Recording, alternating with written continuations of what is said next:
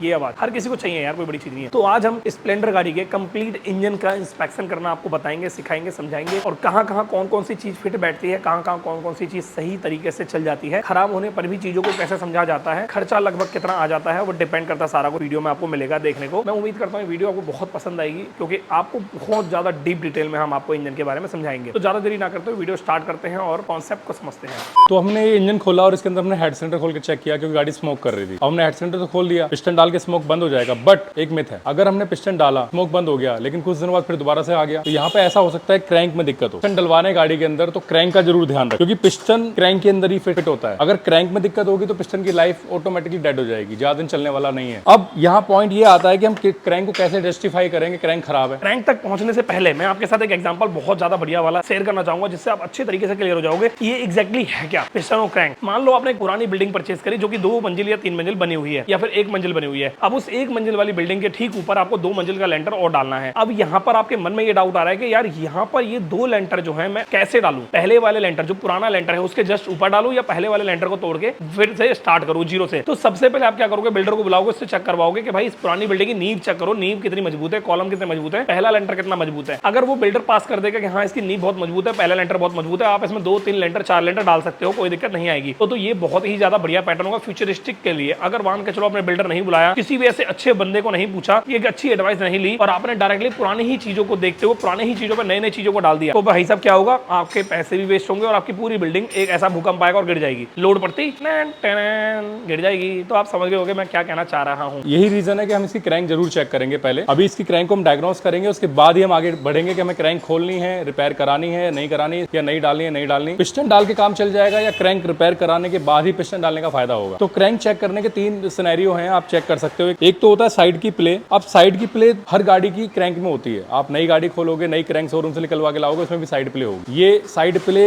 Depend करता है, very करता है कि कितनी साइड प्ले है। अगर जरूरत से ज्यादा साइड प्ले है तो क्रैंक में डैमेज है, क्रैंक का काम कराना पड़ेगा, और जरूरत से कम है तो क्रैंक ठीक है। अब दूसरा आता है क्रैंक में खड़ी प्ले। कभी कभार क्या होता है क्रैंक में खड़ी प्ले आ जाती है जिस वजह से पिस्टन जल्दी खराब हो जाता है और आवाज भी करता है। खड़ी प्ले भी नहीं होनी चाहिए। अब खड़ी प्ले आप ऐसे चेक कर ही नहीं सकते, क्रैंक के अंदर खड़ी प्ले आप चेक ऐसे कर ही नहीं सकते क्योंकि बहुत माइनर खड़ी प्ले को कैसे चेक करोगे। बहुत से खरा दिए मैकेनिक चेक करते हैं इसको ऐसे हाथ मार के यूं क्रैंक में और यूं ऊपर नीचे करके चेक करते हैं, तो ऐसे नहीं पता लगता। जब हम ऐसे ऊपर नीचे कर रहे होते हैं तो क्रैंक एक्चुअली साइड में ही हो रही होती है, ऊपर नीचे नहीं हो रही होती है। तो इसका एक ही तरीका है, खराद वाले से खुलवा के क्रैंक को चेक करो अगर आपकी गाड़ी की क्रैंक में खड़ी प्ले है, और कोई तरीका नहीं है। अब आप सोचो खड़ी प्ले, फिर यार इसका मतलब ये है कि थोड़ा ना कि हमारी गाड़ी का हाफ इंजन खोल रहे हैं, पूरा इंजन खोल के क्रैंक की खराद प्ले चेक करेंगे, तो ऐसा तो पॉसिबल नहीं है। तो इसीलिए साइड प्ले से डिसाइड हो जाता है कि इसमें खड़ी प्ले हो सकती है, नहीं हो सकती है। अगर आपकी गाड़ी में साइड प्ले जरूरत से ज्यादा है तो उसमें खड़ी प्ले भी होगी, वो आप उस टाइम चेक नहीं कर पाओगे लेकिन जरूर होगी। तो इसका मतलब ये आता है कि साइड प्ले अगर जरूरत से ज्यादा है तो आप क्रैंक रिपेयर करा लें, खड़ी प्ले चेक करने के चक्कर में ना पड़े। खड़ी प्ले का आइडिया हो जाएगा साइड प्ले से ही। पहले मैं आपको ये चेक कराता हूँ कि इसमें साइड प्ले कैसे चेक करते। देखिए ये क्रैंक है, इसमें इस तरीके से क्रैंक तो हमेशा रहेगी ये, क्योंकि जब क्रैंक हमारी ऊपर नीचे होती है तो क्रैंक में ये प्ले रहती है, इसका कुछ नहीं हो सकता। साइड प्ले होती है ये वाली, देखो। अब इस क्रैंक को देखो आप, इसकी साइड प्ले देखो, देख रहे हो सिर्फ एक उंगली से हिल रही है, मतलब ऐसे हमने उंगली को दबाया है यूं, देख रहे हो आप। अब आप ऐसे चेक करोगे, ऐसे नहीं चेक करना आपको ऐसे चेक करना है। अगर ऐसे चेक हो रही है तो आप इस वीडियो के अंदर देख सकते हैं कितनी ज्यादा इसकी साइड प्ले है। अब मैं इसमें खड़ी प्ले चेक करूंगा ना तो खड़ी प्ले मुझे नहीं नजर आएगी, तो वो चेक ही नहीं हो सकती। तो आपको साइड प्ले ही चेक करनी है। अगर साइड प्ले बहुत ज्यादा है तो फिर क्रैंक चेंज होगी या रिपेयर होगी या कनेक्टिंग रोड नहीं डलेगी। वेरी करता है कितनी कंडीशन खराब है क्रैंक की। तीसरे पॉइंट पे अगर हम आए तो क्रैंक की कनेक्टिंग रोड में जहाँ गजन पिन लगती है पिस्टन की, ये वाला एरिया सीज मार जाता है। होता क्या है, जब गाड़ी स्मोक कर रही होती है तो गाड़ी का ऑयल का लेवल कम होता है, जिस वजह से प्रॉपर इंजन को ऑयल नहीं मिल पाता, पूरे जितने भी पार्ट्स इसमें लगे हुए हैं। और जब ऑयल सूख जाता है तो उस सिनेरियो के अंदर यहाँ पर बहुत ज्यादा ड्राइनेस आ जाती है, जिस वजह से कट जाती है कनेक्टिंग रोड। और ये पिन जो गजन पिन होती है वो यहाँ पे ऐसे करके फिट होती है। अब होता क्या है, क्रैंक के अंदर अगर ये जाम है, यहाँ पर ये जाम है, तो आपको क्रैंक ठीक करानी पड़ेगी।